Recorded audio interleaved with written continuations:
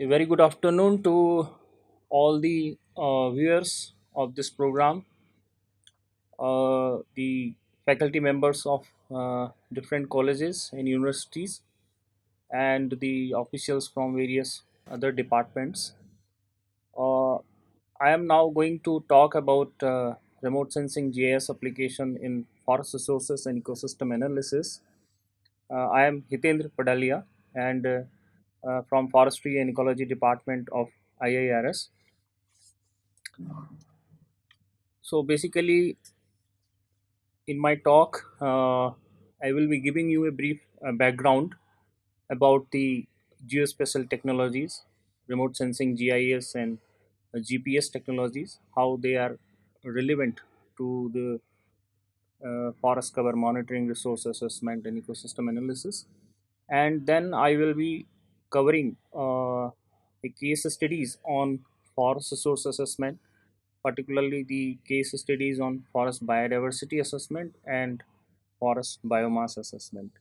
And then I will come to ecological analysis. And here also I have chosen a few studies related to understanding the effect of forest fragmentations on wildlife, forest fire, invasive plant species, and then in the end, the carbon flux monitoring. So, although there are a wide variety of applications are today possible with the use of remote sensing and GIS, but with these case studies, I would like to give you a perspective how we are using these technologies. So, as far as forests are concerned, so you know very well that forest is a major land cover category on the terrestrial surface. Something around 30% of cover is covered by forest, and then similar number is covered by grasslands and then woodlands. So combinedly, it is a very large area on the terrestrial surface, and you understand that forest being in such a large area and remote areas, and a lot of changes happens keeps on happening in the forest ecosystem over time. Some changes are due to growths, which are natural, and mortalities in the forest areas, where other changes happens due to human interference into the forest area, and a range of such changes are there, such as logging, clear cutting of forest, and also insect pest invasion in the forest areas, and forest fire. So forests are not static, they are dynamics, they are changing. And what we have seen that in past few decades, earlier decades, these deforestation rates were very high, and but now rates of deforestation in recent decades has slightly gone down, but forests are degrading, and the degradation is happening at a very large scale, particularly in the tropical countries. You must be hearing news coming from Brazil or places like Africa, Congo, similarly in Southeast Asia also. So we have large, including India, we have a lot of disturbances in forest areas. Uh, Now, when you talk about all these changes, natural and man-made changes in the forest areas, then it becomes very important to assess these changes on a periodic basis in a very consistent manner, and generate information about the status of the forest cover, forest resources, and also the faunal and floral elements which are there in the forest, and also the wide variety of ecosystem services which the forest provides to the human being.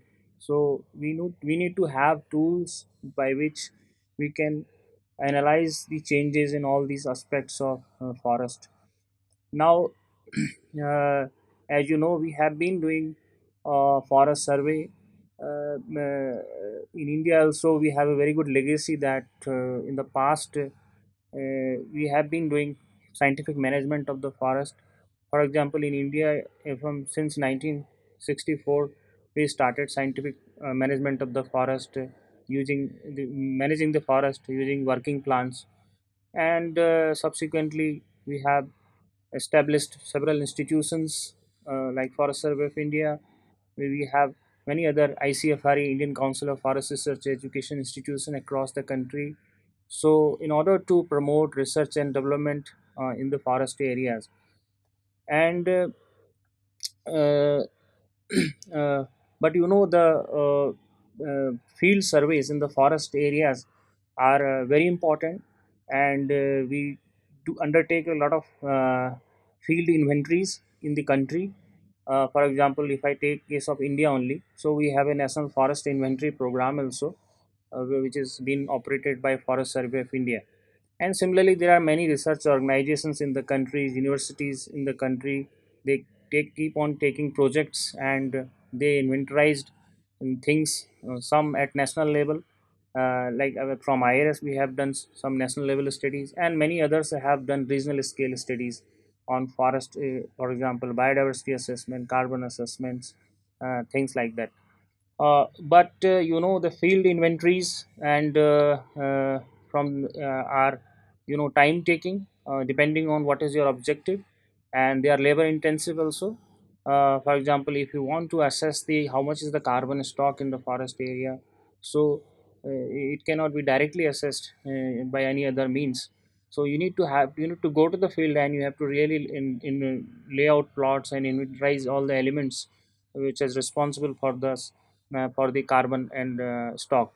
So it takes a lot of time also, and the problem is that we are unable to do these kind of inventory at a regular period of time, because it need a lot of resources. So from the very beginning in India, if you take a case of India here, from very beginning since 1960s, we realized this thing, and at the time aerial photography was available, so we flew the aircraft in several areas in the country where we were having a lot of good timber areas, for example for teak, sal, and several other species of conifer. So we interpreted the aerial photographs, and with that we actually prepared the several local scale volume, forest volume, and biomass and species maps. So these again aerial surveys were limited in extent, and again doing aerial survey was very costly at the time. But later on, when 1972 the satellite era started with the launch of Landsat MSS, and then Landsat series of satellites. So the things changed, and remote sensing then in real sense actually came to for forest monitoring and assessment. So remote sensing, because of its virtue that you go at a very long distance in the earth orbit, and from there you view the earth, so you have a flexibility of getting a synoptic coverage, a very large coverage of the forest area, something like in one scene of the image, normal medium resolution satellite data, you can cover something like 150 square kilometer, about two forest divisions. So it is a very useful things from the synaptic coverage point of view. And then another very good thing with the satellite is that they have a fixed repeat time. So a priori that when the satellite will pass from that a particular area. So the observations which are taken by the satellites are systematically done, and they are consistent with time. So you need not to worry about when they are coming, when they will come, whether they will come or not come, whether satellite pass will happen or not. So many of the operational satellites systems, such as the Landsat and our Indian IRS series of satellites, they provide very consistent measurement over time.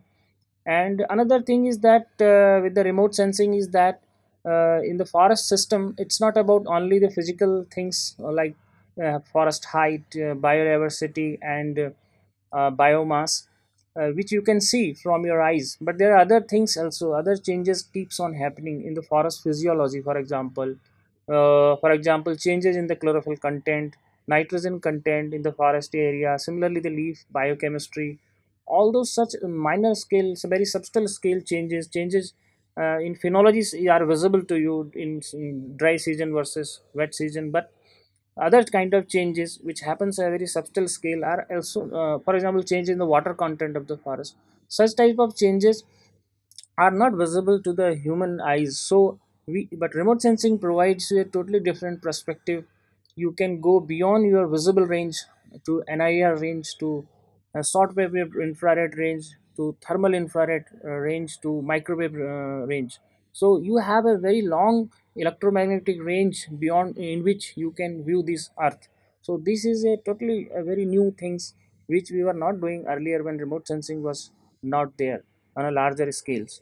Then there are multi-scale observation. This is another thing in forestry sector. You need remote sensing or satellite remote sensing data at various scale. Some coarser scale data, for example, MODIS, which is a satellite which was launched by NASA in 2000. These were medium or coarser resolutions, spatial resolution satellites, you can say. So they were effectively used for monitoring the phenology of the forest at a global scale and large scale changes in the forest due to deforestations very effectively. But then later it was realized that this scale is not sufficient as when it comes to monitoring the changes in the forest which happens at a country level. So you then the systems were developed like with a higher spatial resolution, something order of 30 meter, like Landsat 23 meter, like the IRS list 3 kind of images. So with these images, actually the repeativity was though low, 16 days, 24 days, but these kind of medium resolution data were sufficient to pick up the changes in forest layer loss and gains at a country level. So in that sense, then another thing recent, now it is big lot of encroachment is there in the forest areas, particularly in India also. Although we have a net increase in forest cover in the country, but we have a very large population here in the country, and a very large population which is along the forest fringes. So we always have the cases of encroachment in the forest areas. So you need very fine scale information, and you have to really go to the up to the level of where special resolution is better than, let's say, 5 meter or 1 meter, 2 meter kind of thing, where you can actually with the time series data you can monitor such type of small scale changes in the forest. So multi-scale observations are also a necessity when you have if you have to effectively monitor the forest areas. And cost effectiveness is a very big factor. Now satellite remote sensing, in last 10 years, the things has changed. Data has become freely available now. So this is another thing which has made satellite remote sensing so attractive to the forest managers and ecologists, conservationists. Earlier they used to find a lot of problem. Research data was available only to limited people, but now they are really appreciate it. And particularly when now the not only satellite data is free, but the derived product are available on the public platforms. So this is the a lot of change has happened the way remote sensing and remote sensing derived products now are available. So these are the some advantages of how why remote sensing is so relevant in the forestry sector. Then coming to GIS. So GIS, that the major advantage with GIS here is because have a lot of sources of spatial data today and non-spatial data also. You collect a lot of spatial data either from remote sensing, and you use a lot of data from agencies like Survey of India. They generate topographic sheets. Some of the agencies in India generate geology maps, soil maps, and they are basically generated solely based on ground surveys over a long period of time.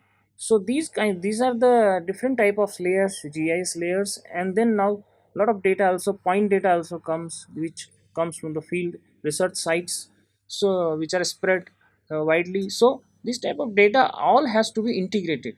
If this data kept alone, then it has no value. So if you have to do integrated analysis in an ecosystem, those who are by students of biology, they know that for ecosystem studies you need integration of the information and visualization of the information. So this is very important. That's why GIS, which offers these kind of facility, integrated analysis, is a very important aspect of the GIS. Because of that, this GIS has become so important now in forest decision making. Ultimately, GIS facilitates decision making. So decision making have become very easy, and also there are alternative scenarios can be generated on the forest for the forest management.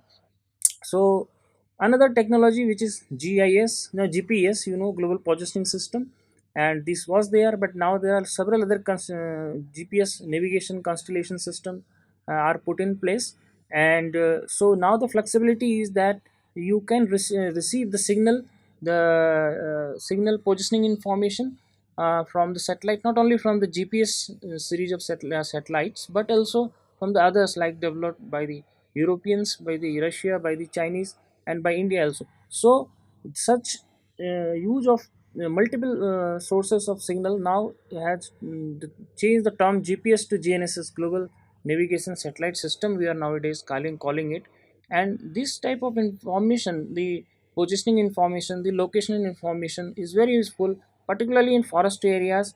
Again, when the field crew moves in the forest areas, he need to know the actually the location where he has to reach, and these type of tools are very useful. GPS based tracking of the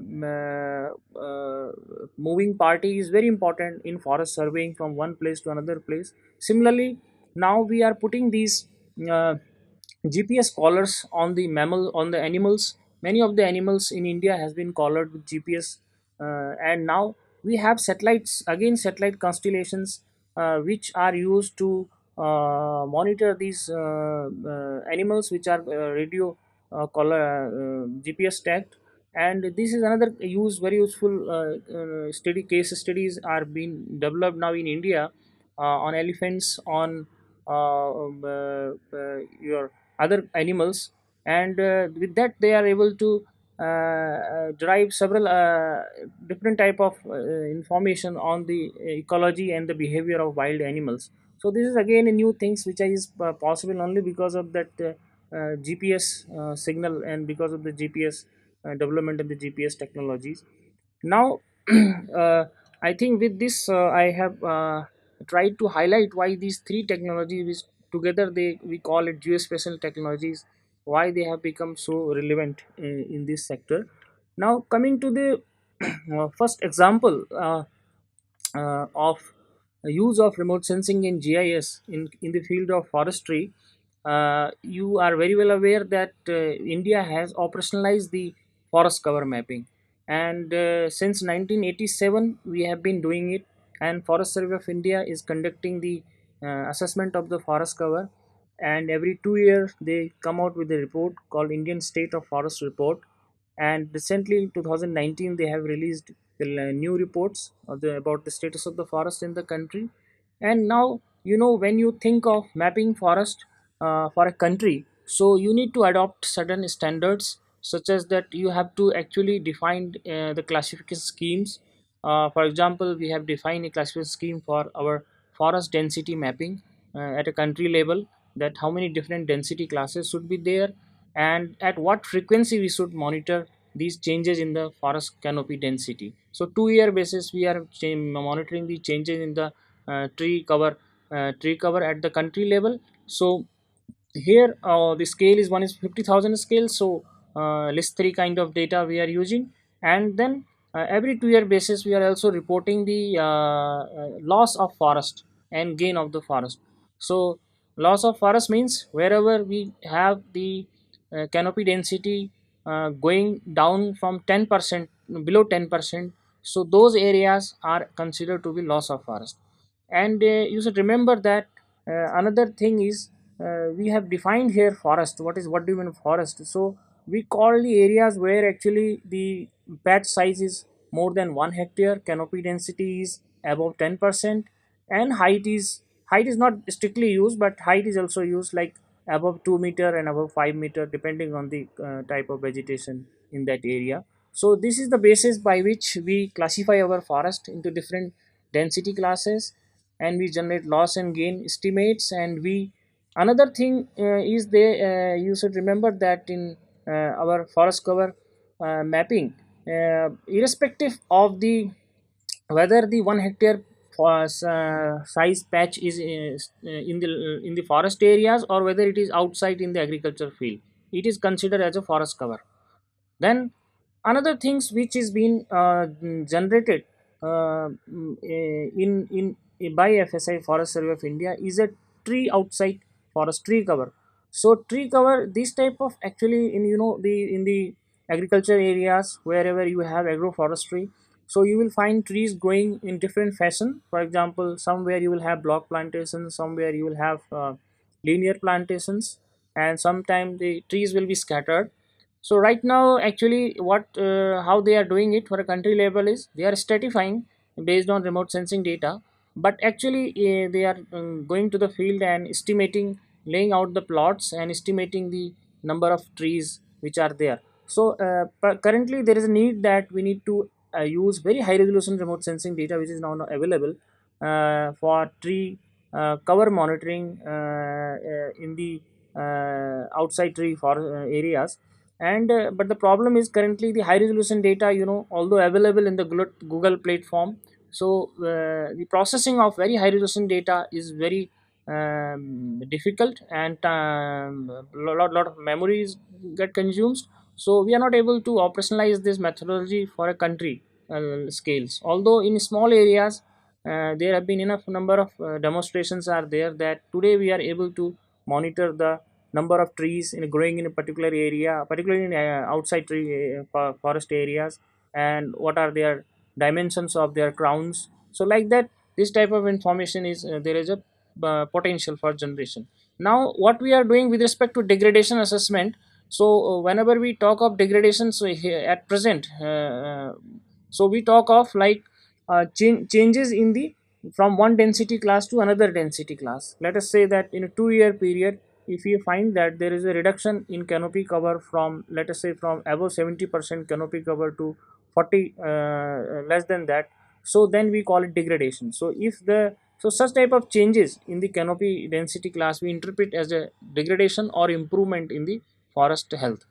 So apart from that, we generate lots of forest inventory information also, but currently we are not producing any map such for the country using remote sensing data, particularly because FSI has this mandate. So currently they are generating tabular information on forest volume and growing stock and the biomass and carbon information, but no map is available. So this is just I tried to give you a information about the things which are operationally being done using remote sensing in GIS in the country by Forest Survey of India. Now I am showing you another example in which the biodiversity of particularly the plant biodiversity of the country has been assessed. And this is a major resource, that biodiversity is a major resource for human beings. There are a variety of use of biodiversity or the plant species which are there in the forest areas. But the problem here is in this case was that at India country level, we were not having a proper representation, although we were having like agencies like Botanical Survey of India and Geological Survey of India, particularly for plant Botanical Survey of India. They are doing surveys since long time, and they are publishing floras, and they are maintaining herbariums. But there was the spatial representation of the country biodiversity was not available. So that's why in this particular case study, this is a methodology chart, and then this is a concept, the approach which has been followed.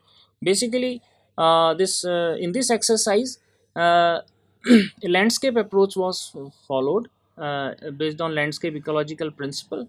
And in this, it is a three-tier like methodology. It involves field inventory, systematic field inventory of biodiversity, plant composition, forest plant composition of different forest type in the country. We have those of you have background, they know that we have a forest classification system which has been proposed by Champion and Sate, and according to that we have several level of classes of forest.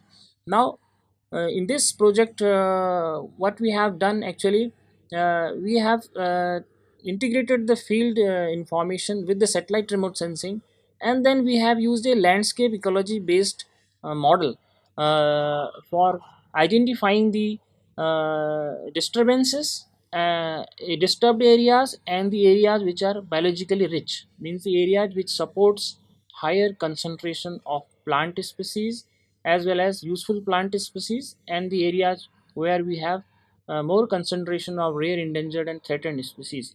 So you can see that how this kind of approach works. Basically, for your purpose also, anytime if you are interested in doing similar kind of studies, basically this type of study is a multi-criteria based, GIS based study, where of course the vegetation type map has been prepared based on the satellite remote sensing data interpretation, but subsequently it's all fall in GIS domain. So we, once we have generated the vegetation type map, then we actually subject it to the landscape analysis, and lot of matrices are available which by which you can actually highlight different property of the landscape, and based on that you can integrate the factors which is responsible for the disturbance in the area, and by integrating these you can generate a disturbance index. Similarly, from the field you bring out information of different attributes of biodiversity, and and in addition to this, the terrain information you combine and you generate a, using a multi criteria based model, you generate a biological richness map of the area.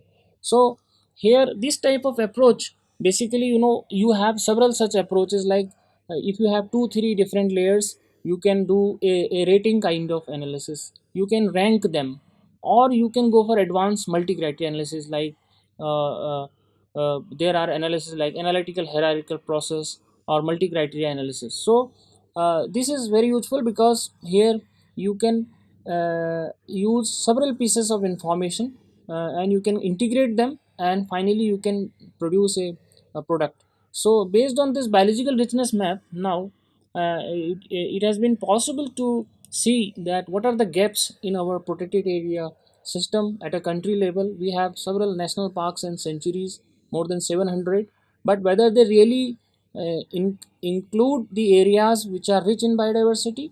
So this type of gap analysis is can be done, and based on that the further refinement in the protected area network coverage can be done. And this data which is generated by this study was used for defining the eco-sensitive areas in the case of Western Ghats. Also, this data which was generated was used for several preparation of working plans, forest working plan in several states. So these are the some of the products which were generated as part of this study. That includes, maybe you are not able to see the legend here, but the first map is a vegetation type map. There are large number of classes here, something around 150 classes are there. Out of that, 86 classes were mapped for the forest area. Similarly, then there is a disturbed fragmentation index. Fragmentation index, again, it has come from landscape ecological analysis of the vegetation type map, and this indicates the level of uh, isolation of the forest patches or loss of contiguity of the forest patches, which is very important for, particularly for the plant species also, but also very important for the wild animals. Then disturbance index is another index which highlights the impact of disturbances at landscape level. And finally, this is the biological richness or plant richness map, you can say, which highlight different levels, very high, medium, low, like that. These are the qualitative information it gives. And but it landscape level, it highlights that which are the areas need more attention because they are rich in biodiversity, as well as they are facing, if they are facing high level of disturbance, so those areas should be protected on a priority basis. So this is one kind of GIS based analysis, integrated integration based analysis, which actually is possible using remote sensing in GIS. And this is one report. Actually, this can be this is available for download. You can search for this. And then now coming to another very important resource in the forest areas is the standing biomass and carbon stock nowadays. Because of the climate change issue, we are interested in inventorizing the total amount of biomass, above ground biomass, below ground biomass, soil carbon, etc. And for this, this is one case where we have used optical remote sensing data, like the data which has come from MODIS or sensors like LIS4 and Landsats. So these type of data we have used.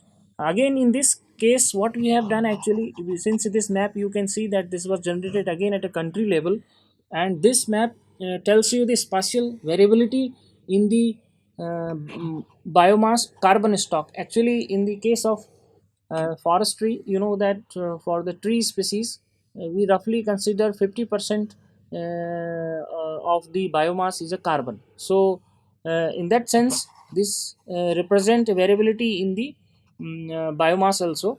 Now in this map you see that India being is such a diverse in climatic conditions, so you have a lot of variation in the uh, above ground forest biomass level, and there are a lot of uncertainties with regard to estimation of biomass in the India. And we do field for field methods. Field is very important also here again, because you know from remote sensing you cannot directly estimate biomass. You can estimate some of the um, independent variable on which the biomass depends. So here in this case we laid out something around 6,000 sample plots across the country for biomass inventory in the forest areas, and then this data was integrated with several other climatic layers and forest types layers, forest density layers, and similarly other indices, several indices which can be generated from the optical data, and finally some using learning algorithms, this map was prepared. So nowadays you will come across several studies are being done where the um, things like random forest and support vector regressions and this type of data, where a good number of sample plots are available. You have a flexibility that you can integrate this data with the optical remote sensing derived information, and you can generate the spatial maps like this, which represent the carbon density of India. And but there are issues with respect to the assessment of biomass and carbon, particularly the areas where we have higher biomass concentration in the Himalaya, in the northeastern region, in the Western Ghats. So in these areas, actually, always underestimation of biomass or carbon happens when we use optical remote sensing data. So these type of maps are in the forestry sectors are very useful, particularly for Ministry of Environment and Climate Change, because every country has to report to the international, because India has signed the international treaty. So India is committed to reducing its carbon emission. So if you are conserving your forest over time, so it means you are sequestrating the carbon, and this has to be reported to the UNFCCC on a periodic basis. And this type of maps are useful for that purpose. But then again, the maps are required at local level also, you know, where villages are there, near to the villages fuel wood fodder or illicit fellings, all such kind of changes happens. So you also need biomass maps or carbon stocks maps, or for some of the projects like red press projects are going on across the country, reduce emission from deforestation and degradation. For such project site also, you need to highlight the changes in the biomass which arises due to the in participation of local people in the conservations. So for such cases you need a fine resolution maps of biomass, something which is at the level of tree level. So here you can see that in one example I'm showing that today at a small scale it is possible to delineate individual trees which are there using very high resolution remote sensing data like WorldView 2 or Cartosat kind of data. And then you can actually from field inventory you can always establish a relationship for certain species, the diameter with their crown area, and based on this crown area and diameter relationships you can actually estimate the biomass of a particular tree. So this with this kind of analysis you can actually represent the variability in the biomass level at individual tree level in a particular area. So this type of techniques are nowadays will in coming time a lot of emphasis will be given on extraction of information from very high resolution remote sensing data, like the tree numbers and the tree crown size and tree species, and if hyperspectral data is integrated, then even for tree species identification, and also the interdistances between the trees and the individuals of a particular trees, the population of particular trees. So this kind of information nowadays, lot of scope is by analyzing, and a lot of different techniques are available, which are particularly object based image analysis techniques are available for extraction of information from very high resolution data, which take care of both shape, size, texture, as well as the spectral information which is there in the high resolution remote sensing data for delineating the individual tree level information. So now coming to the future prospects, because as I told in earlier example that in some of the areas we are not able to estimate the total carbon stock which is there in the forest areas, because the carbon stock is very high and biomass level is very high, something around 300 500 ton per hectare. So today we have another technology. You might have heard that microwave remote sensing.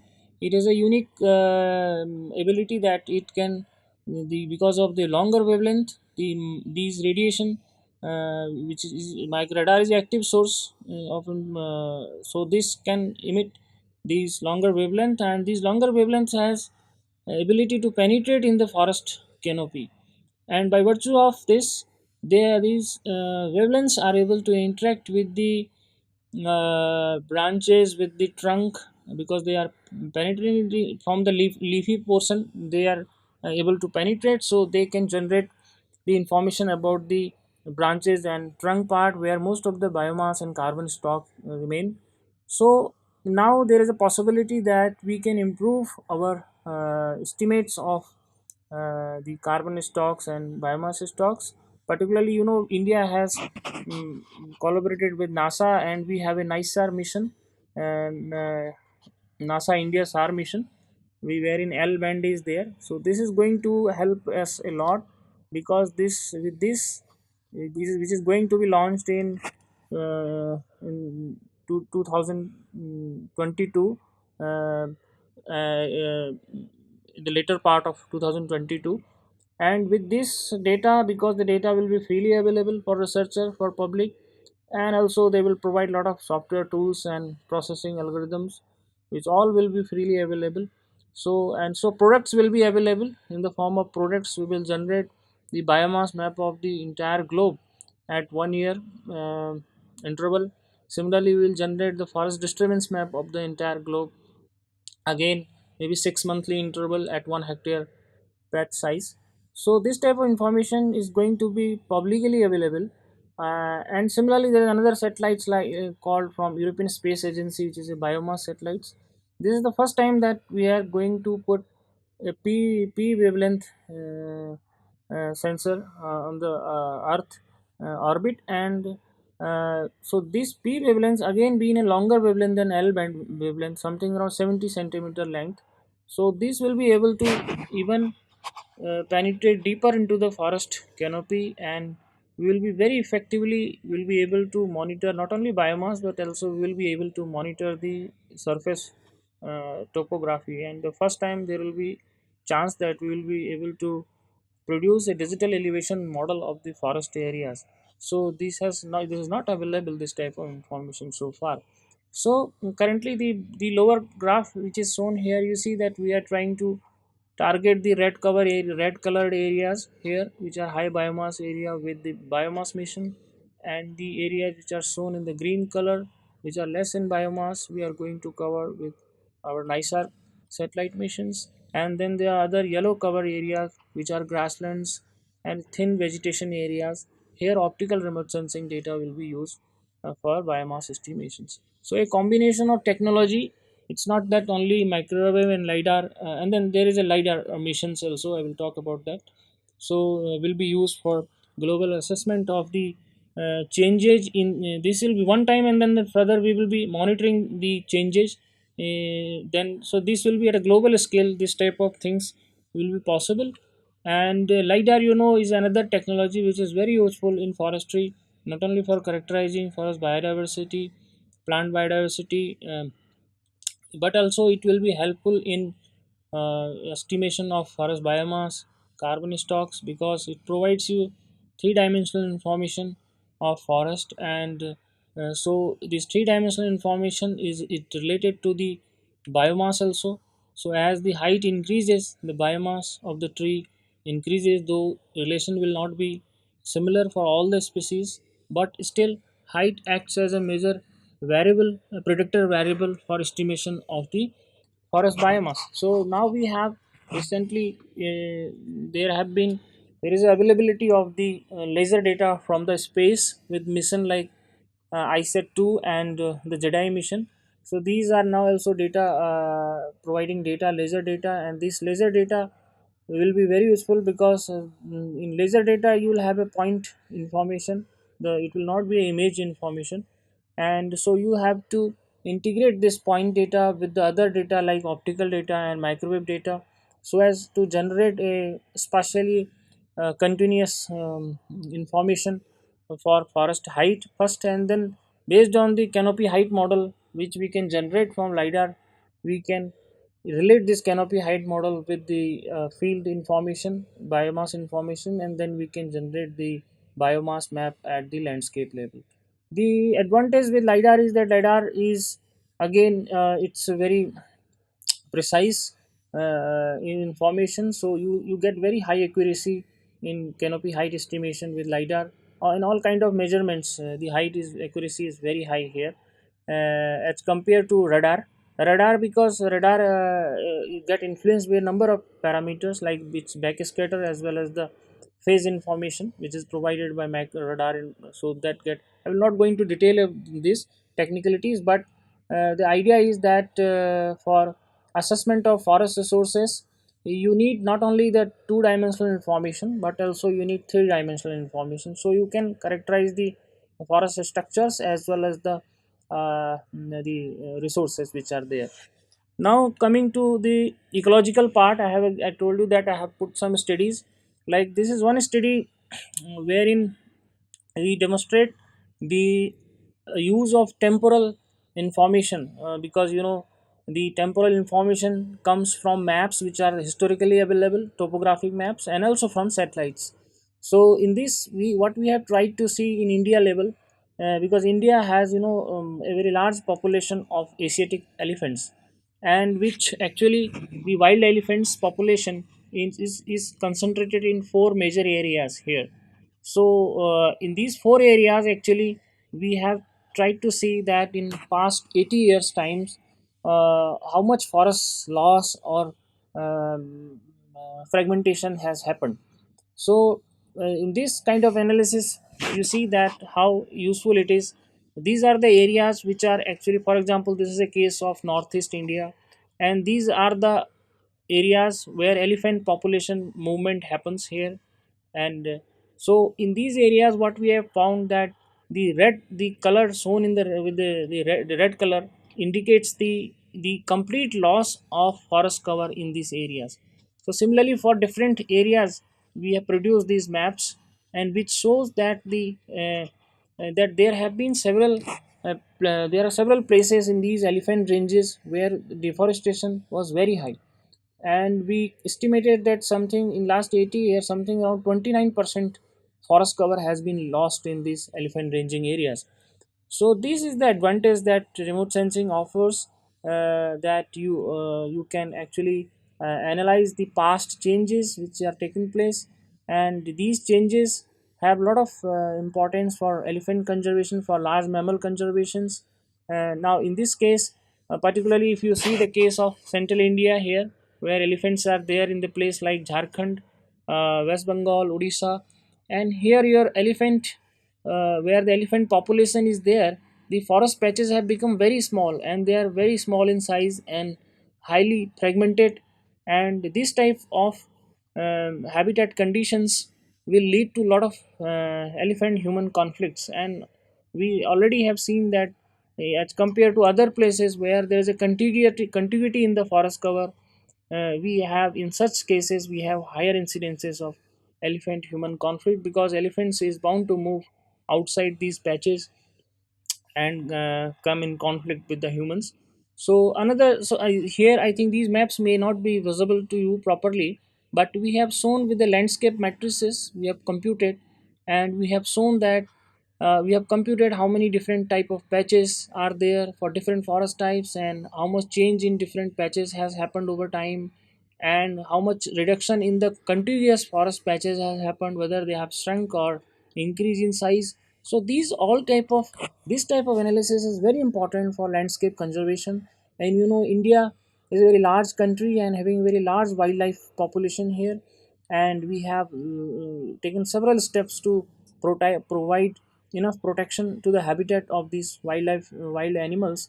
But still, fragmentations happens wherever disturbance, wherever deforestation happens, and still there are areas where we need to maintain the contiguity by establishing corridors. So such things required landscape level information and landscape ecological analysis.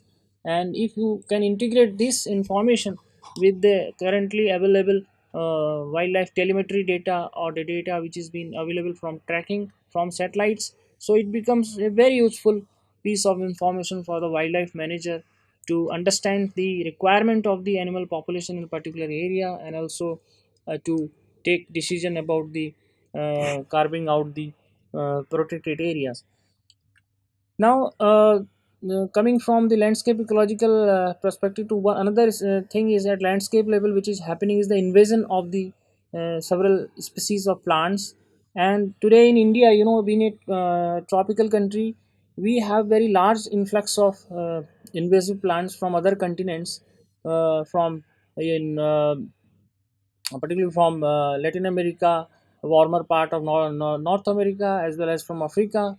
So we have a lot of plant species which have brought here accidentally or intensely.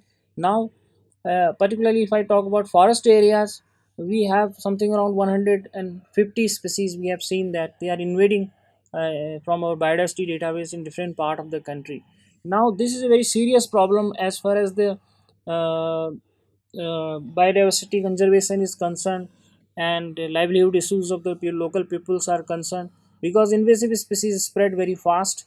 They displace the native vegetations, and they promote sometimes fire also, and they degrade soil quality also. So there are many such effect on ecosystem. So in this case, I have demonstrated that there is one such species, which is called Vilaiti Tulsi, which was brought here something 60 70 year back in India.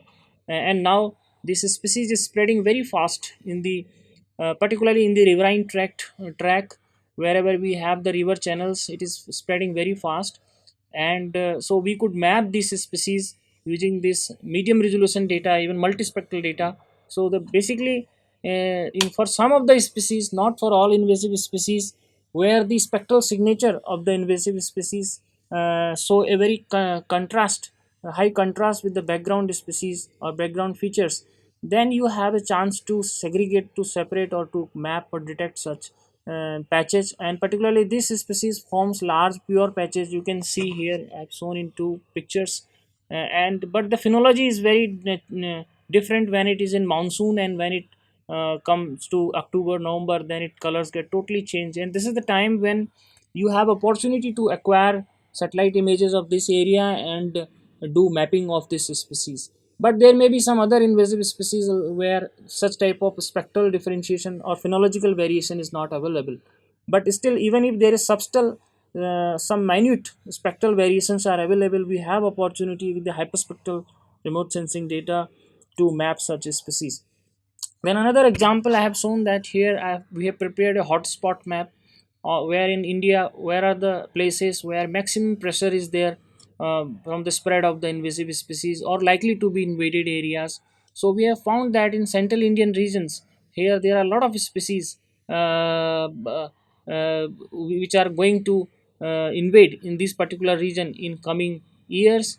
Currently also they are available, they are present there, but in future their population will increase, because the climate of this area is highly suitable to the native range, as they were having in native range. Similar climatic conditions are there.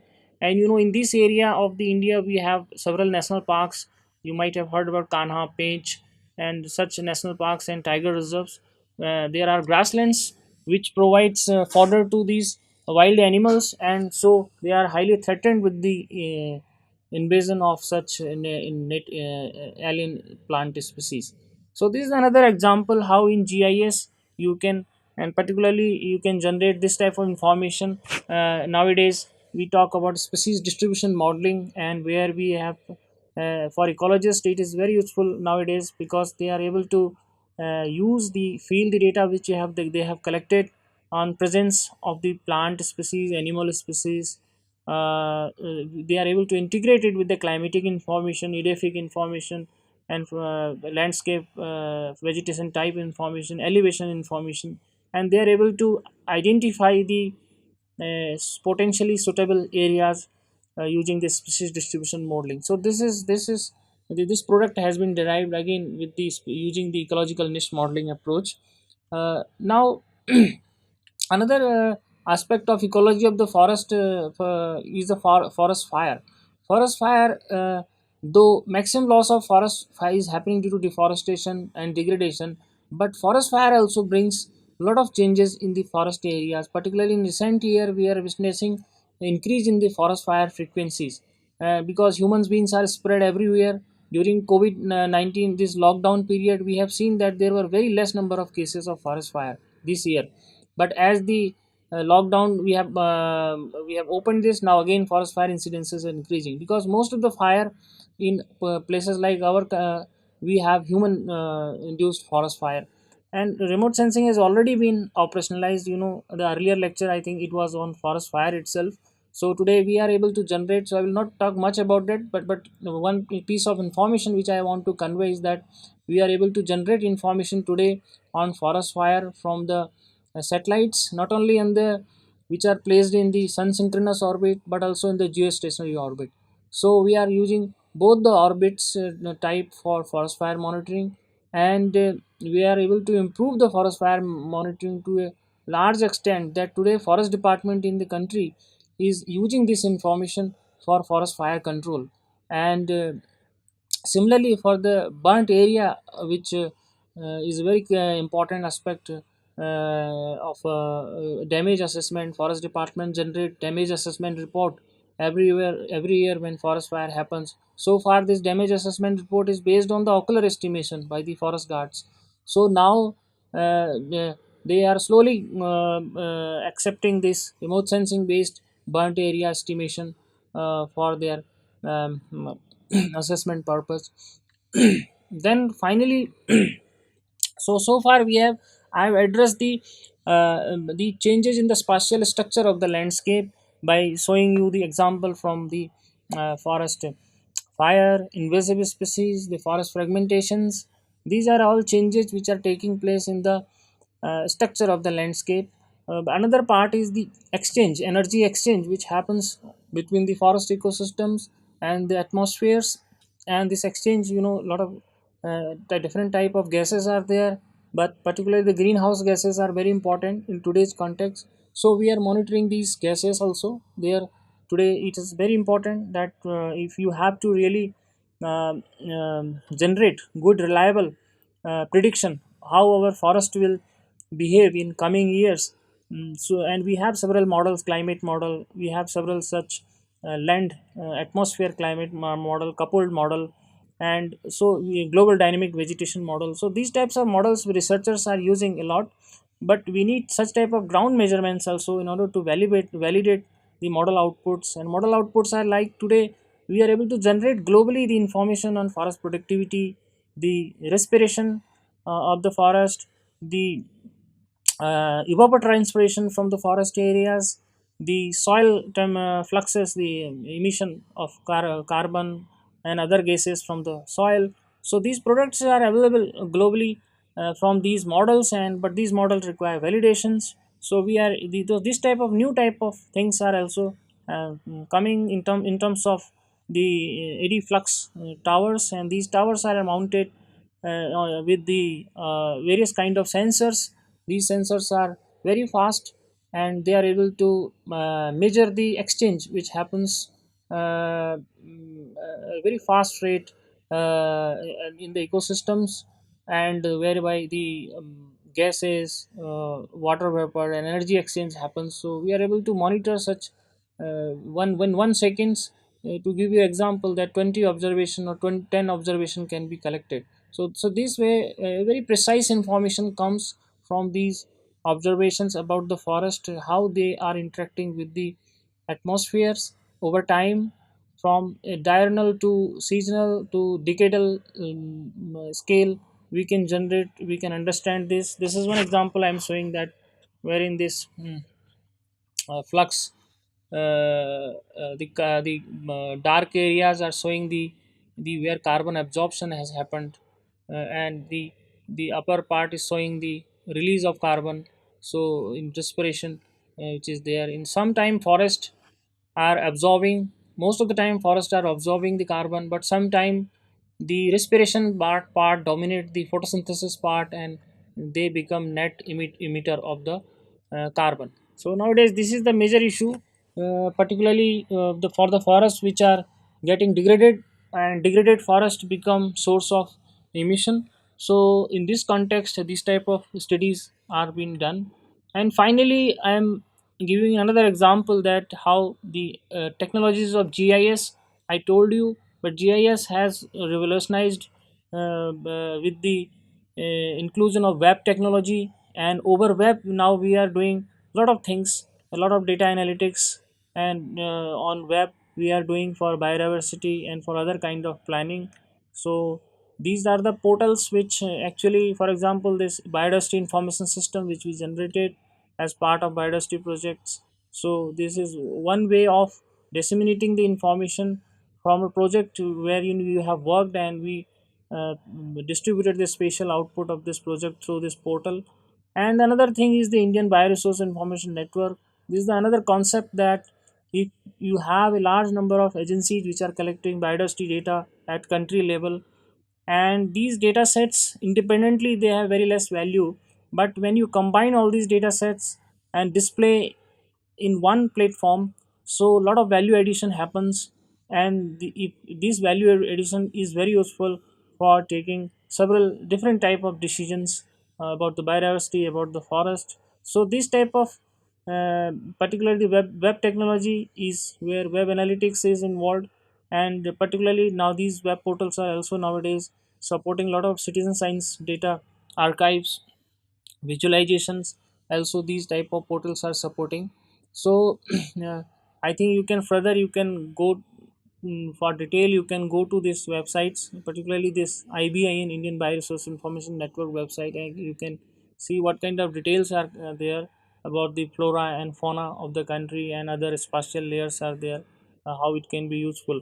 So with this I think uh, I have come to end of my presentations. So if you have any query, so here I have basically tried to give you an overview.